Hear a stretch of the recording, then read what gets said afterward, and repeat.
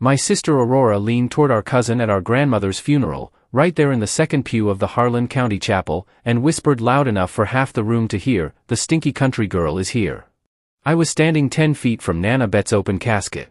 I had hay dust on my boots and mud on my jacket because I'd been up since 4 a.m. delivering a breech calf at the Callaway Ranch outside Everts. And my own sister decided that was the moment to remind everyone where I ranked in her world. My name is Ginger Doyle. I'm 31 and I work as a large animal veterinary technician in Harland County, Kentucky. I drive a Mudcake 2017 Toyota Tacoma that smells like horse blankets no matter how many air fresheners I hang from the mirror. I've been living on my grandmother's 74-acre property outside Everts for the past 6 years.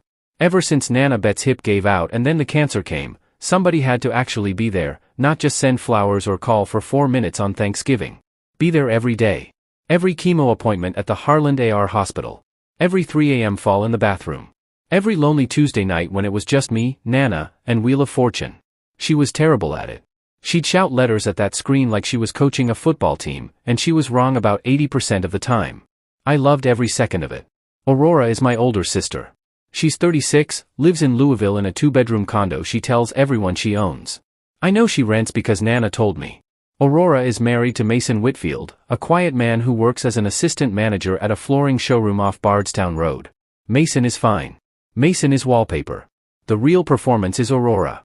Her Instagram looks like a lifestyle magazine, brunch spots, boutique shopping bags, captions about living her best life under photos of meals that probably cost more than my weekly grocery run.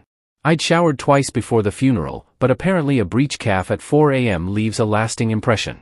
Aurora, meanwhile, had designer sunglasses pushed up on her head indoors at a funeral because grief apparently has a dress code. The last time she visited Nana Bet was over 3 years ago.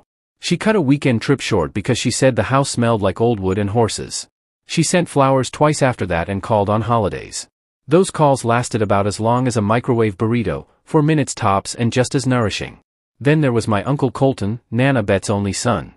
My and Aurora's father, though calling him that feels generous. Colton Doyle lives in Reno now. He showed up to the funeral in a sport coat that hadn't been ironed since the last funeral he attended. He worked that chapel like a campaign event, hugging 3 people he probably didn't recognize. The man could run for office. But here's what most people didn't know. Over the years, he borrowed $46,000 from Nana Bet in chunks, 5 here, 8 there, 12 once for a business. He signed promissory notes each time. Nana kept them all in her desk drawer.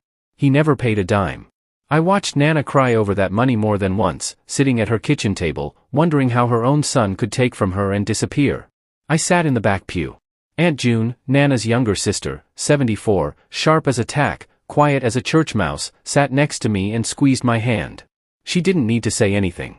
June knew. She'd watched me show up for 6 years while everyone else found reasons not to. And here's what nobody else understood. Not Aurora with her sunglasses and whispered insults, not Colton with his politician's handshake, not anyone in that chapel except me, Aunt June, and the estate attorney, Wendell Pratt, whose office was 6 blocks away in downtown Harland. 18 months ago, Nana Bet sat me down at her kitchen table, poured 2 cups of coffee, and told me exactly what was in her will. That document was in Wendell's locked drawer and it was going to rearrange lives, but not yet. Nana taught me patience. She used to say, let people finish telling you who they are before you open your mouth. So, I sat in my pew, hay, dust and all, and let them talk. After the service, everyone drove out to Nana Bet's house for the reception. That's how it works in small-town Kentucky. Someone dies and within hours, there's enough food on the dining room table to feed the county. Mrs. Patterson brought her famous tuna surprise. The surprise is anyone eats it, but God bless her. There was cornbread, 3 kinds of pie, pulled pork in a slow cooker, and sweet tea so strong it could probably dissolve a spoon. Nana would have loved it. She always said the best measure of a life is how many casseroles show up at the end. The house was full of neighbors and old friends, people who actually knew Nana. People who remembered when she won the apple butter contest at the Harland County Fair 3 years running.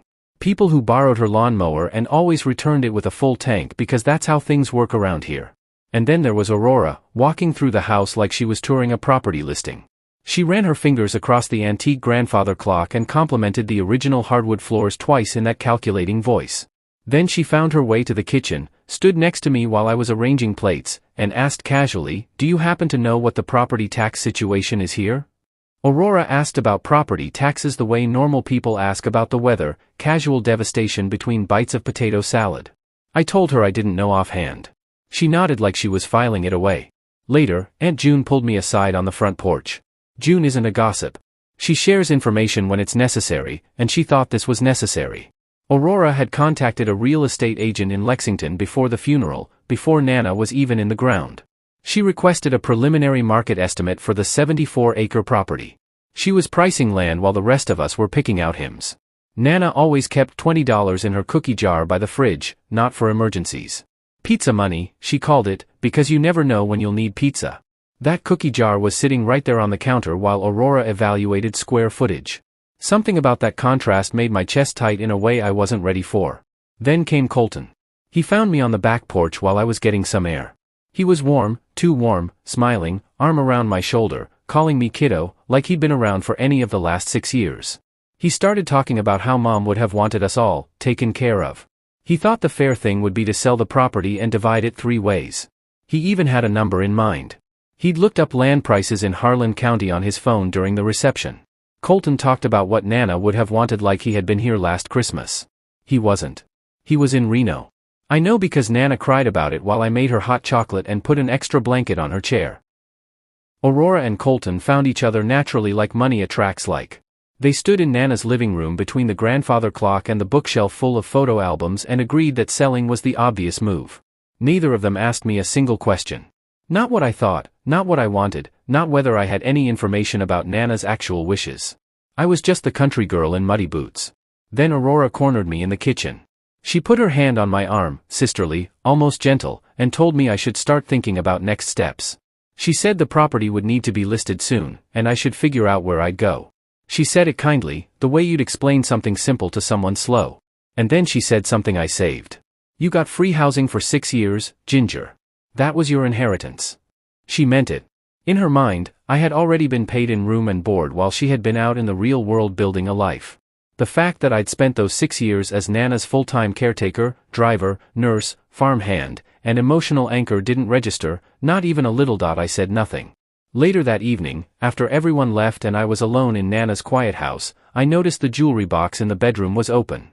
Nana's pearl brooch, the one that belonged to her mother, the one she used to wear to church every Sunday, was gone. I had seen it pinned to Aurora's dress during the reception. She had taken it like picking up a mint from a bowl.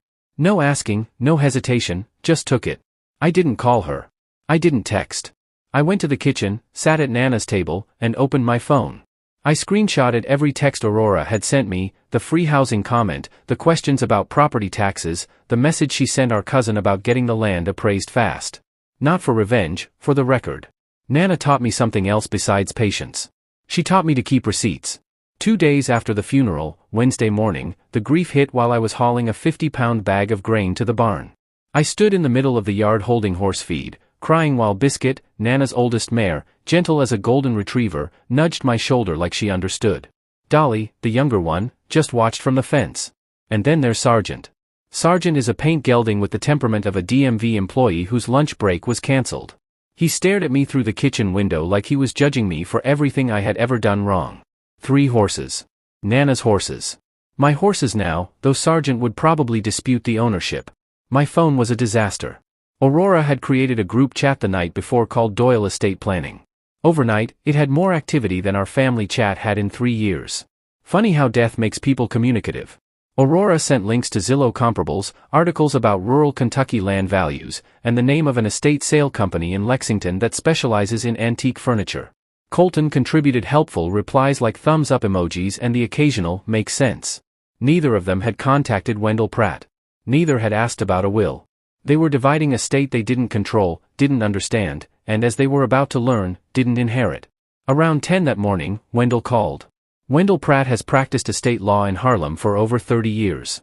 He wears the same 3 suits in rotation, keeps a jar of butterscotch candies on his desk, and has never raised his voice in a courtroom because he never needs to.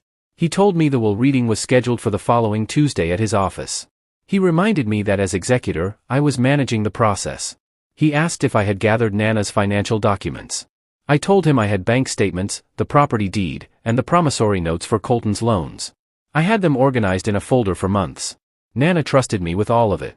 After I hung up, I sat at the kitchen table and let myself go back to the night it all became real. 18 months ago, a cold evening in November. Nana Bet had made coffee, which she usually didn't do after 6 because it kept her up. That's how I knew it was serious. She told me she had been to Wendell's office that week. She was updating her will and wanted me to know what was in it. She was leaving me the house. She was leaving me the 74 acres. She was leaving me her savings account at First National Bank of Harlem, $341,000 built up over 40 years by a woman who clipped coupons for laundry detergent and thought Olive Garden was a fancy night out. That's a financial strategy, by the way. Spend less than you make and don't lend money to your son. I started a savings account at 24 because Nana told me to. Nothing big, just a little from every paycheck into a separate account I don't touch. 7 years later, I understand why she did it. Money is quieter when it's not spent proving something. Nana also mentioned the mineral rights. Her late husband, my grandfather Wade Doyle, had secured them back in the 1970s when a mining company came through the area. Nana always waved them off. Old papers from your granddaddy's time probably don't mean much anymore. She never had them appraised. To her, the value of the land was the land itself, the fields, the creek, the barn, the view of the hills from the front porch at sunrise, not whatever was underneath it. She told me why she was doing this. It wasn't complicated. Aurora calls twice a year. Your father took my money and left. You're here. You've been here every single day. This land goes to the person who loved it. I didn't sleep that night. Not because of the inheritance, because Nana had to say out loud that loyalty matters, like it wasn't obvious, like she had to justify giving something to the person who actually showed up. Back to Wednesday. I sat at the table with my coffee, the documents spread in front of me, and the group chat still buzzing on my phone. Aurora had just sent a message saying she thought a quick sale by spring was realistic. I screenshotted that too. Outside, Sergeant was at the fence line again, staring at me through the window like I owed him something. I probably did. I got up and took him an apple. He bit it out of my hand, chewed it without gratitude, and walked away. That horse and I have an understanding. He tolerates me, and I pretend that's affection. Tuesday was coming, and everything Aurora and Colton thought they knew was about to become irrelevant. Tuesday morning came quiet. I put on clean jeans, a flannel button-down, and Nana Bet's lavender cardigan, the worn one with the loose thread on the left cuff I keep meaning to fix and never will. It still smelled faintly like her White Shoulders perfume, the kind she bought at Walmart in Middlesboro because she said the department store perfume was the same thing in a fancier bottle. She wasn't wrong. I drove to Wendell Pratt's office in downtown Harlem. It's on Main Street, 2nd floor, above a barber shop that's been there since before I was born. The stairwell smelled like aftershave and old carpet. I'd been there 3 times before. Twice with Nana when she updated her documents and once on my own when Wendell had me sign the executor paperwork. Walking up those stairs this time felt different. Heavier. I reached Wendell's office and stepped into the waiting area. The familiar scent of old leather and paper hit me immediately. Wendell's assistant, Mrs. Grady, gave me a small smile. Morning, Ginger. He's expecting you. I nodded, feeling the weight of the past weeks in my chest. This wasn't just a will reading. This was the culmination of years of loyalty, care, and quiet persistence. Wendell's office was the same as always. Dark wood, floor-to-ceiling bookshelves, a polished oak desk that looked heavy enough to hold a small car. Wendell himself sat behind it, calm, meticulous, holding the file with Nana's will. I took a deep breath and sat opposite him. "You're ready?" he asked, in that calm tone that made you trust that he had everything under control. I nodded. "I am." He opened the folder slowly. As you know, Nana Bet Doyle updated her will 18 months ago. She left explicit instructions regarding the disposition of her property, savings, and other assets. The document is clear, legally binding, and executed according to state law. There's no ambiguity. I swallowed, letting the gravity sink in. Wendell looked at me over his glasses. "Because you've been the one present, the one caring for her, the one she trusted, she left you the house, the land, and her savings. Your siblings are provided for in smaller, specific bequests, but the major estate, her home, her property, and the savings account, are yours." I exhaled, but it wasn't relief yet. Not until I saw the look on Wendell's face when he mentioned something else. "There's also correspondence from Nana Bet regarding her mineral rights. She intended you to manage them responsibly. They are valuable, but she was always humble about the wealth they represented. It's part of your inheritance." I nodded, feeling the weight of responsibility more than excitement. This wasn't about money. This was about honoring my grandmother's life, her values, and the years I spent showing up when everyone else didn't. Then Wendell handed me the document. I could feel the weight of paper, ink, and intention. I flipped through the pages, each line written in the careful, deliberate script of my grandmother.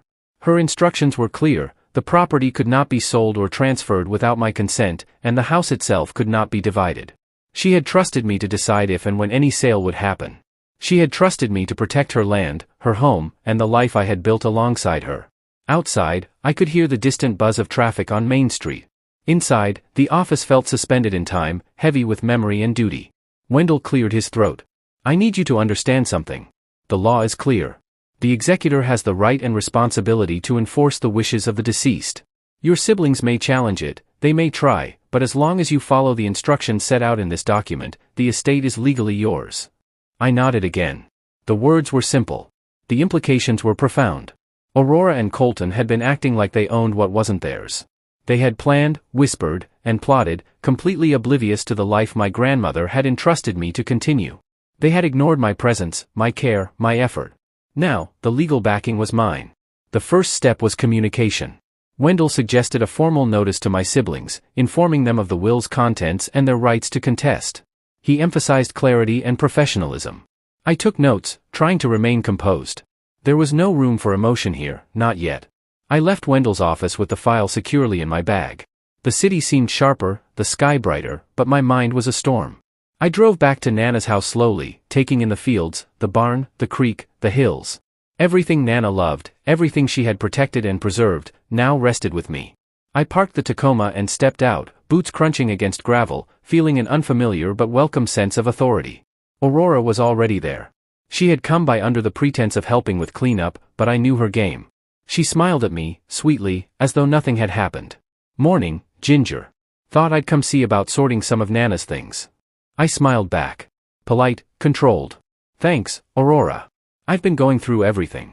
Her eyes flicked toward the envelope I had brought from Wendell, though I had it tucked neatly in my bag.